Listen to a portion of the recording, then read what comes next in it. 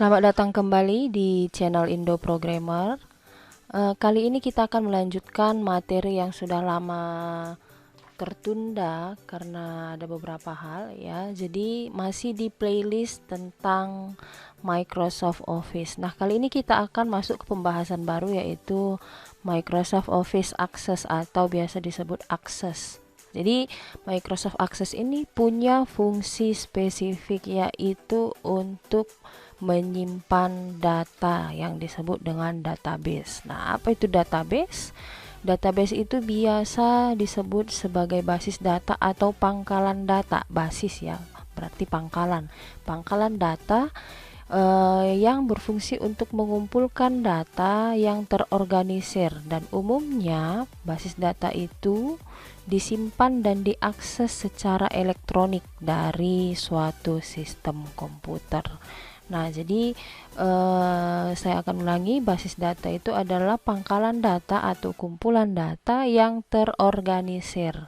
Nah, umumnya disimpan dan diakses secara elektronik dari suatu sistem komputer. Nah, bisa kita bayangkan bahwa semua data yang tersimpan di dalam media elektronik berarti itu merupakan basis data atau pangkalan data yang terorganisir.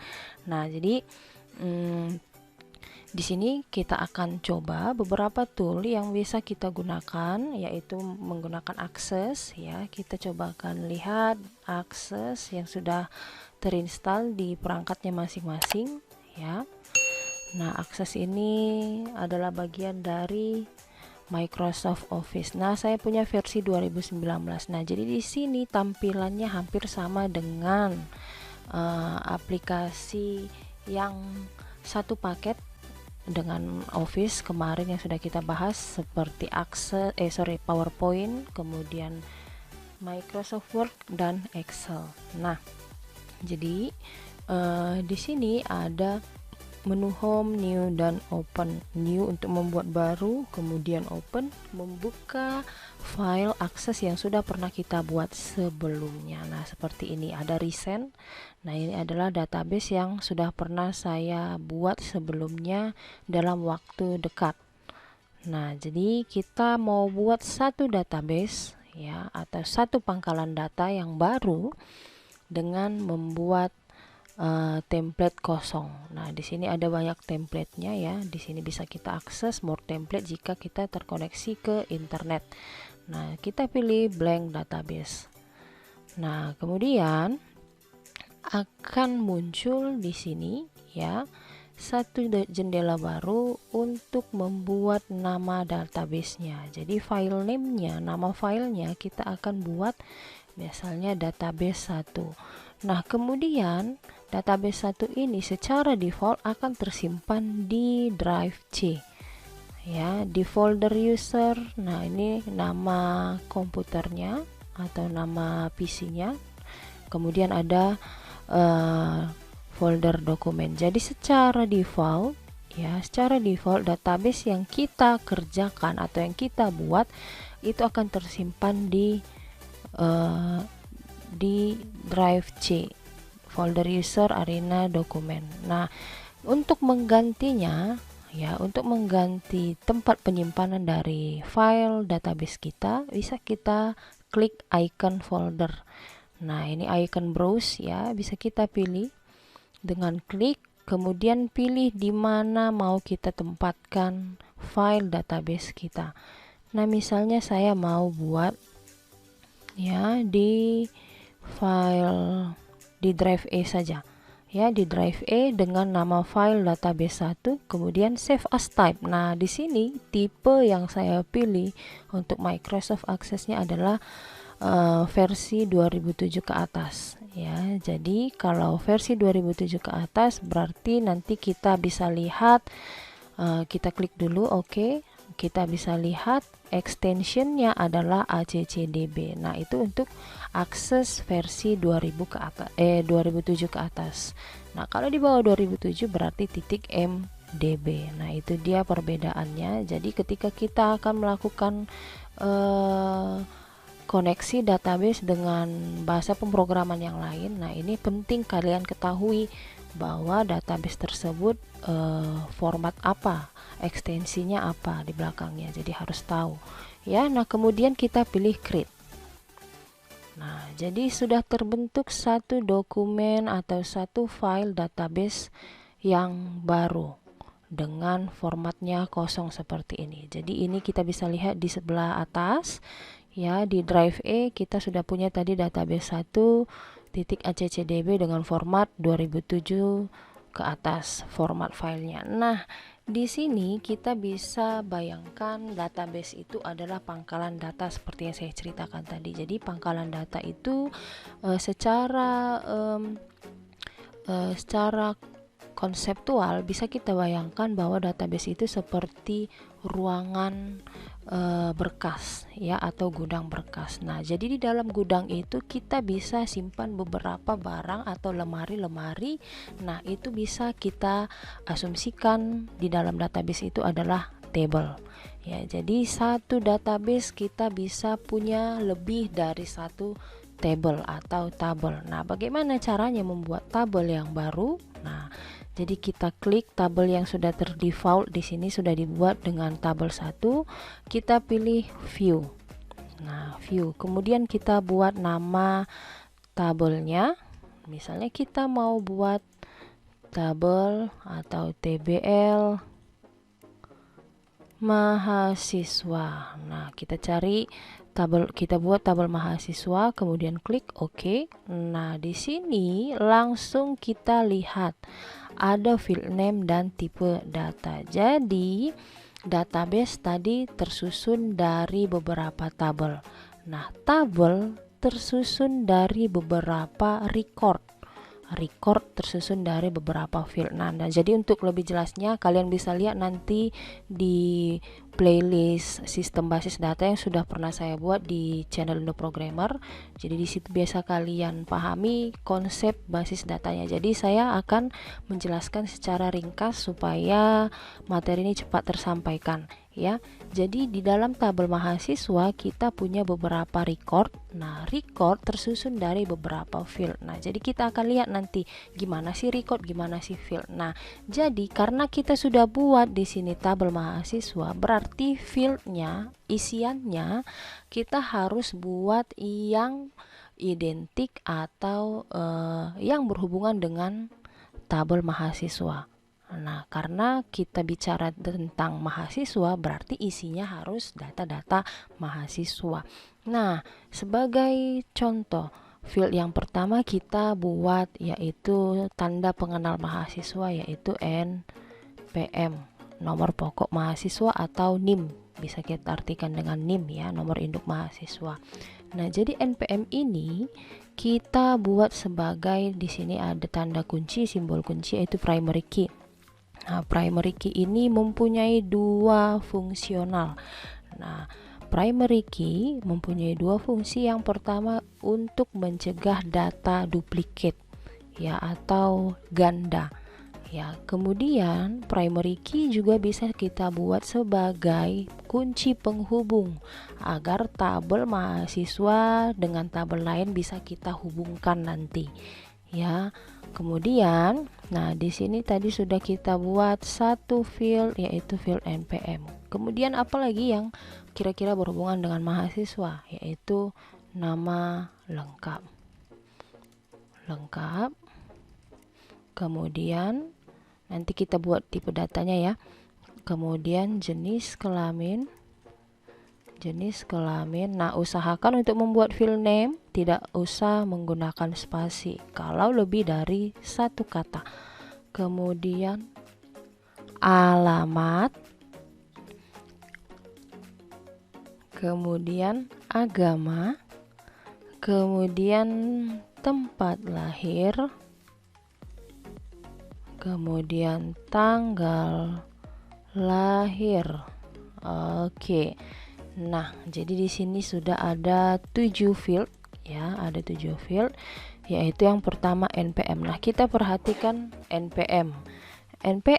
Tipe data yang cocok kira-kira apa? Nah, jadi tipe data ini kita bisa lihat yang tersedia di akses, tipe datanya. Nah, kalau NPM isiannya kan angka ya. Jadi kalau isiannya angka, kira-kira yang cocok di sini adalah number. Nah, short text bisa kita gunakan untuk isian yang berupa angka, huruf, dan simbol. Kemudian short text ini mempunyai batasan field ya, yaitu 255 karakter. Kemudian long text ya, nah long text bisa kita, do you want to continue anyway? Yes. Nah, misalnya kita pilih long text. Nah, di sini formatnya tidak ada. Jadi perbedaannya short text dengan long text, short text itu dibatasi dengan 255 karakter, sementara long text tidak ada batasan karakternya. Nah, kemudian di sini ada number untuk angka ya, field size, long integer, bisa kita pilih integer atau single ataupun double. Untuk desimal juga ada. Nah, kemudian ada lagi large number. Nah, large number itu seperti ini ya, ada decimal place-nya ya. Kemudian bisa kita lihat lagi ada date time. Nah, date time ini bisa kita gunakan untuk membuat format waktu ataupun tanggal. Nah, di sini sudah disediakan formatnya untuk date, kemudian ada time. Nah, kemudian ada lagi date time extended. Nah, ini hampir sama fungsinya ya, fungsinya hampir sama dengan si date time yang tadi. Kemudian ada currency. Nah, currency ini formatnya adalah mata uang ya. Jadi format mata uang ini bisa kita pilih nanti. Nah, kemudian ada lagi yang namanya auto number. Nah, kalau auto number itu formatnya long integer. Nah, maksudnya auto number ini adalah pengisian nomornya itu langsung otomatis, jadi tidak bisa kita ganti-ganti. Jadi misalnya di baris pertama kita mau ganti NIM-nya tadi, tidak bisa, dimulai dari angka 1. Nah, itu dia. Nah, kemudian ada yes no, kalau pilihan yes atau no. Kemudian ada only object. Kemudian ada lagi hyperlink untuk link ya. Kemudian ada lagi attachment ya, untuk memasukkan format atau file ya. Kemudian ada calculate ya, untuk mengkalkulasikan antara field satu dengan field yang lainnya ya. Kemudian ada lagi lookup wizard. Nah, lookup wizard ini berisi pilihan, nanti kita akan contohkan di jenis kelamin dan agama. Nah, untuk NPM karena isiannya adalah angka, berarti kita buat adalah number. Nah, lihat simbol primary key-nya tadi, simbol kuncinya tadi sudah tidak ada, jadi kita tinggal buat seperti ini. Untuk membuat primary key lagi, kita klik primary key. Nah, jadi itu sudah membuat NPM-nya menjadi primary key kembali. Nah, kemudian ya, nama lengkap.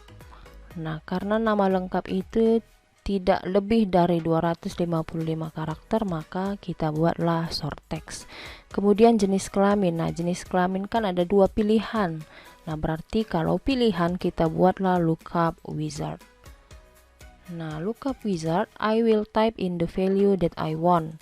Nah, jadi kita pilih ya, agar kita bisa membuat value-nya sesuai dengan yang kita inginkan. Kemudian next.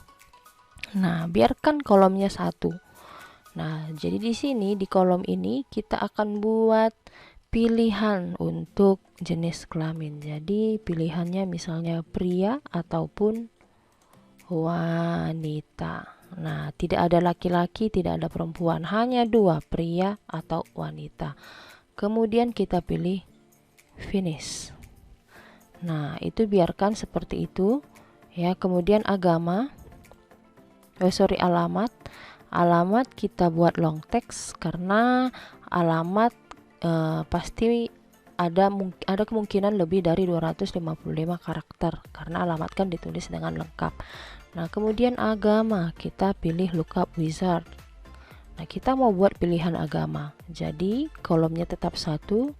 Nah, kita mulai dari Buddha, kemudian Hindu, kemudian back ya, kemudian Hindu, kemudian Islam, kemudian Kristen, Katolik,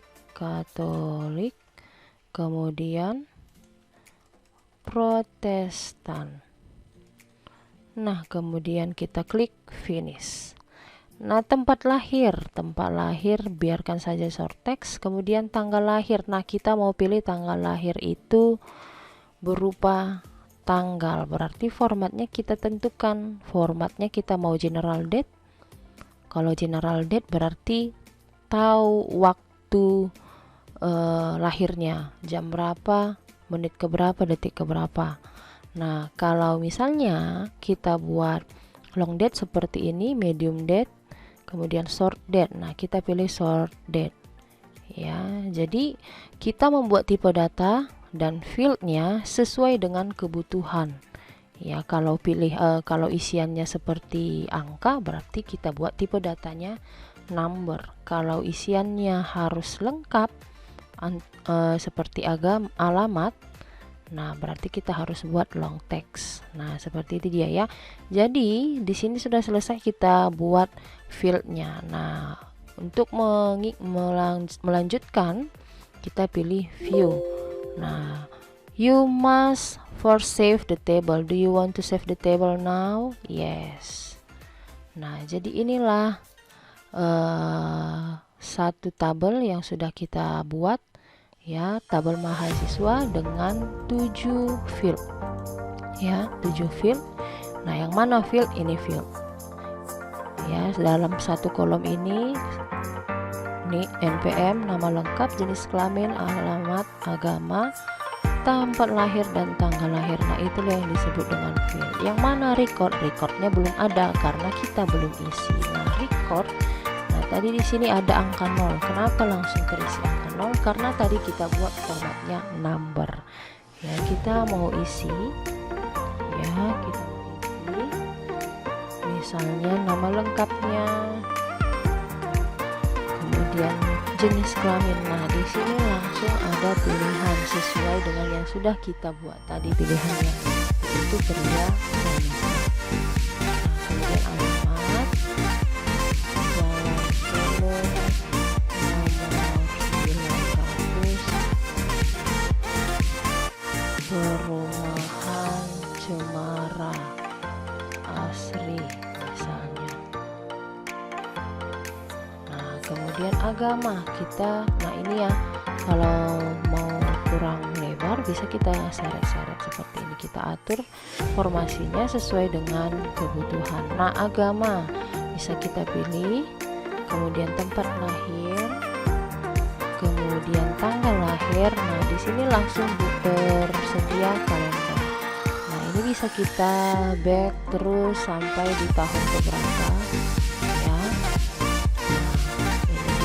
Tahun 2018. Cuman kalau misalnya kelahiran tahun tua, nah jadi kan susah kalau misalnya kita back terus back. Jadi kita bisa langsung buat formatnya seperti ini dengan diketik langsung, misalnya tanggal 1 bulan 1 tahun 1956. Nah, seperti itu, asal formatnya sesuai dengan format field yang tadi kita sudah kerjakan ketika kita membuat properties field untuk tanggal lahir. Nah, itu dia untuk record pertama. Kemudian kita buat lagi record kedua, klik enter tadi ya, kita enter, kita ikuti 212 31. Kemudian enter. Nah, ini dia. Jadi di sini langsung terbuat ada satu pesan error ya, change the data in the field or field that contain duplicate data. remove the index. Nah, artinya di sini ditemukan ada data yang duplikat. Kenapa bisa error? Karena tadi npm sudah kita set sebagai primary key. Primary key itu adalah unik. Nah, kalau unik berarti tidak boleh ada data atau npm yang sama atau duplikat. Nah, jadi dia suruh hapus indeks primary key-nya atau ganti datanya yang sama. Nah, itu dia. Jadi kita gantilah datanya. Kita hapus dulu, sorry. Nah, ini kita hapus. Kita ganti menjadi seperti ini. Nah, tidak ada lagi permasalahan kan? Nah, jadi kita ganti menjadi Ria.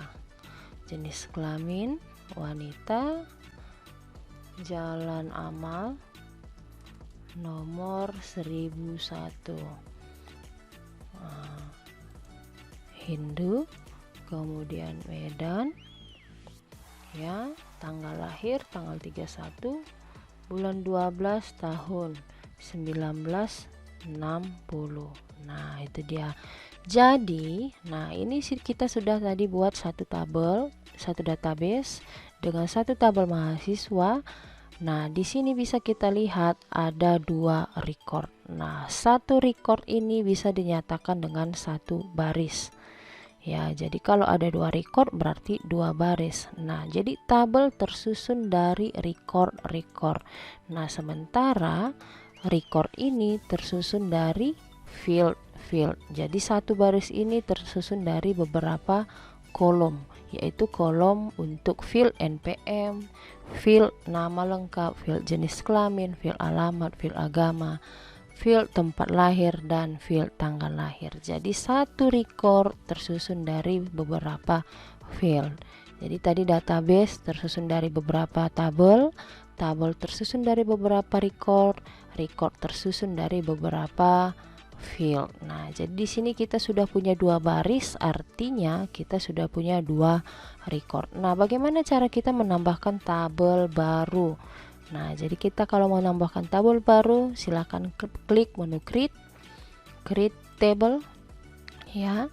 Nah, jadi langsung ada satu tabel yang secara default diberikan nama table 1. Nah, table 1, klik menu view. Ingat ya, view bukan file, bukan field. View. Ya, view, kita ganti nama tabelnya. Misalnya kita mau buat tbl mata kuliah. Oke, kita klik oke. Untuk tabel mata kuliah, ya. Nah, di sini sudah ada primary key, jadi kita usahakan setiap tabel itu punya primary key. Ketika data tersebut ada yang sama atau duplikat, berarti kita tahu dan kita bisa ubah, ya. Jadi kemudian tabel tersebut juga bisa kita hubungkan dengan tabel lain menggunakan kunci primary key. Nah, seperti itu dia. Jadi tabel mata kuliah, ya. Tabel mata kuliah punya kode mata kuliah, ya, kode mata kuliah. Kemudian field yang kedua adalah mata kuliahnya apa, kemudian field yang ketiga adalah SKS. Nah, jadi kode mata kuliah, tipe datanya bisa kita pilih dari sini. Nah, kita bisa asumsikan kode mata kuliah itu ada teks, ada huruf, ya. Jadi kalau ada teks, ada huruf, berarti kita bisa pilih ada huruf, ada angka, berarti kita bisa pilih short text. Nah, kemudian short text di sini bisa kita batasi, ya. Berapa karakter, misalnya kode mata kuliah kita hanya butuhkan 7 karakter. Nah, kemudian mata kuliahnya misalnya kita hanya butuhkan 100 karakter. Nah, kemudian SKS. Nah, SKS ada berapa karakter yang perlu kita, atau number lah, ya. Atau misalnya kita buat short text, Ya, kalau short text berarti kita buat berapa karakter. Nah, SKS itu hanya ada satu karakter, nggak mungkin sampai 2 karakter karena tidak ada SKS yang dalam satu mata kuliah itu belasan, ya. Nah, jadi kalaupun misalnya kita buat short text, kita kasih size-nya 1 ataupun bisa kita ganti dengan number karena kita menggunakan angka untuk SKS. Nah, tapi biasanya number itu digunakan untuk data-data yang bisa dihitung, ya, atau dikalkulasikan. Nah, kita pilih short text dengan field size-nya 1. Nah, kemudian sesudah kita buat fieldnya, untuk melanjutkannya kita klik lagi view. Do you want to save? Yes. Nah, jadi di sini sudah ada tadi field yang sudah kita buat, ada 3 field. Kemudian kita bisa isi recordnya, ya, kode mata kuliah misalnya tik 00210. Nah, di sini ada bunyi. Nah, berarti kenapa seperti itu? Tidak diizinkan melebihi dari batasan size yang sudah kita tentukan tadi. Nah, kita tadi tentukan 7 karakter, berarti tidak boleh melebihi 7. Nah, kalau kurang boleh, tapi lebih tidak boleh. Nah, kemudian mata kuliahnya misalnya PPAB. Berapa SKS? 2. Kemudian selanjutnya kita buat lagi tik 0022. Mata kuliahnya algoritma. Kemudian SKS-nya 3. Kemudian tik 0023. Praktek algoritma. 1 SKS. Kemudian misalnya lagi tik 0024. Matematika bisnis. Nah, itu misalnya 2 SKS. Nah, jadi seperti itu dia. Nah, jadi bisa kita lihat di sini di dalam satu database, ya. Ada 2 database yang sudah kita rancang. Masing-masing ada 2 tabel yang sudah kita rancang, masing-masing punya field yang berbeda-beda, ya. Di tabel mahasiswa berarti khusus untuk menyimpan data pribadi mahasiswa. Kemudian ada mata kuliah untuk menyimpan data-data mata kuliah. Nah, jadi tabel mata kuliah sudah ada 3 field dengan 4 record, ya. Ini dia 4 record. Record pertama, record kedua, record ketiga, record keempat. Nah, gimana cara menghapusnya? Kalau misalnya kita mau menghapus record 1, nah ini tinggal kita klik kanan, ya, ini tadi ya, ini klik kanan, kemudian delete record. Nah, are you sure? Yes. Nah, jadi kita hapus 1 record. Nah, jadi kalau mau nambah lagi gimana? Tinggal enter, ketikkan tik 0025. Nah, mata kuliahnya adalah PPAB. Nah, kita buat 2 SKS. Jadi seperti itu caranya untuk membuat satu database dengan bermacam-macam tabel. Jadi tadi satu database terdiri dari beberapa tabel, satu tabel terdiri dari beberapa record, dan record disusun oleh field. Nah, itu dia. Jadi sampai di sini pembahasan kita mengenai dasar dari Microsoft Access. Jangan lupa di-share materi yang sudah kamu tonton agar video yang saya sampaikan ini bisa bermanfaat bagi orang banyak. Dan jangan lupa di like dan subscribe. Terima kasih.